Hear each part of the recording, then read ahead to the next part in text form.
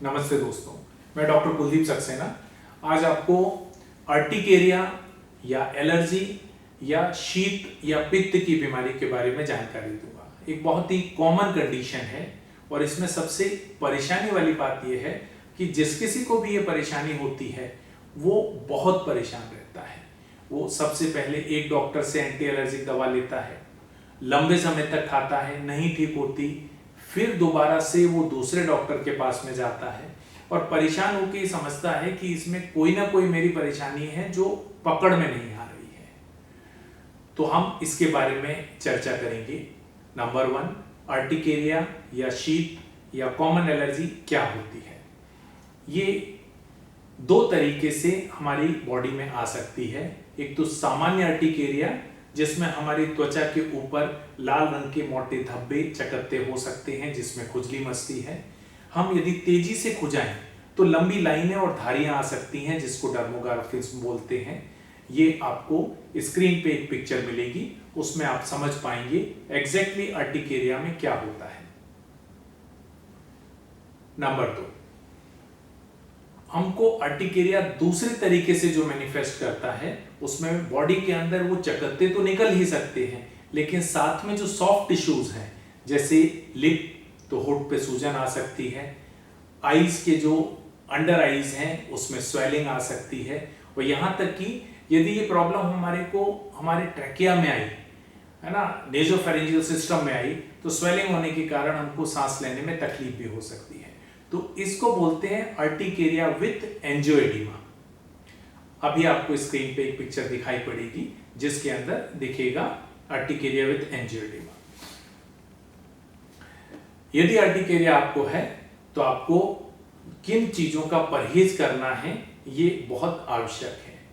Science कितनी भी तरक्की की लेकिन ये चीज का नहीं ढूंढ पाया है कि एक सिंगल कारण क्या होता है, लेकिन मोर देन 50% केसेस में जो कारण आजकल सामने आ रहे हैं वो हैं आर्टिफिशियल कलर, फूड प्रिजर्वेटिव्स जिनका उपयोग बहुत ही ज्यादा हो रहा है।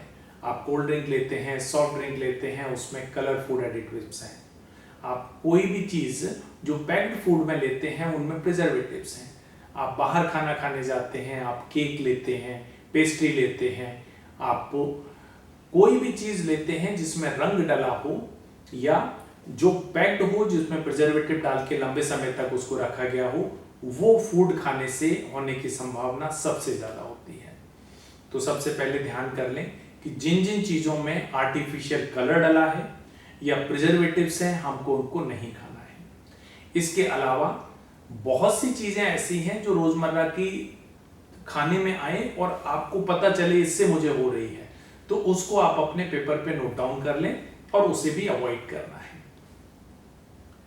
तीसरी चीज कि यदि मुझे प्रॉब्लम है तो मुझे इलाज लेना ही पड़ेगा, और इलाज में ऐसा संभव नहीं है कि मलेरिया टाइफाइड की तरीके से इसका कोई कोर्स होता है।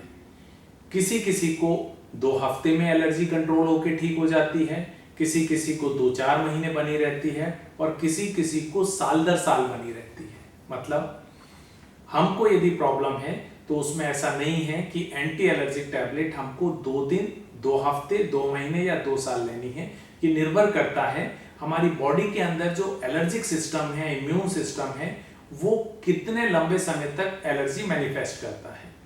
तो सबसे जरूरी चीज हम एंटी एलर्जिक टैबलेट लें, अपने डॉक्टर की देखरेख में उसके कारण को पता करें, और प्रिजर्वेटिव्स और कलर्ड फूड एडिटिव्स और जो चीजें हमें समझ में आ रही हैं इनको अवॉइड करें।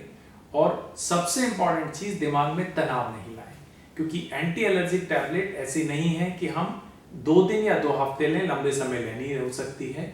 और सबसे अच्छी बात यह है कि एंटी एलर्जिक टैबलेट्स के साइड इफेक्ट बहुत कम है। जैसे कोई ब्लड प्रेशर का मरीज बीपी की गोली रेगुलर लेता है, डायबिटीज का मरीज डायबिटीज की गोली रोग लेता है, ऐसा नहीं है। एंटी एलर्जिक टैबलेट्स आपने लिया, लंबे समय तक हो सकता है एलर्जी सबसाइड हो जाए और आप ठीक हो जाए। एक और विशेष बात आपको बताना चाहूंगा कि एलर्जी टेस्ट जिसके लिए लोग दीवाने घूमते रहते हैं, एलर्जी टेस्ट का इस प्रॉब्लम में 100% रोल नहीं है। आप एलर्जी टेस्ट करा के यदि ये सोचें कि हमें कोई पिन पॉइंट चीज पता चल जाए कि इससे हमें हो रही है, इसकी संभावना 5 से 7% से ज्यादा नहीं होती। तो इलाज लेना इसका बेहतर है, और इलाज खोजना बहुत ज्यादा आप जब शुरू करते हैं तो उसमें आपको तनाव और परेशानी बढ़ती है। तो हो सकता है ये टिप्स जो मैंने आपको अर्टिकेरिया पे दी आपके लिए हेल्पफुल होंगी। Thank you very much. नमस्कार।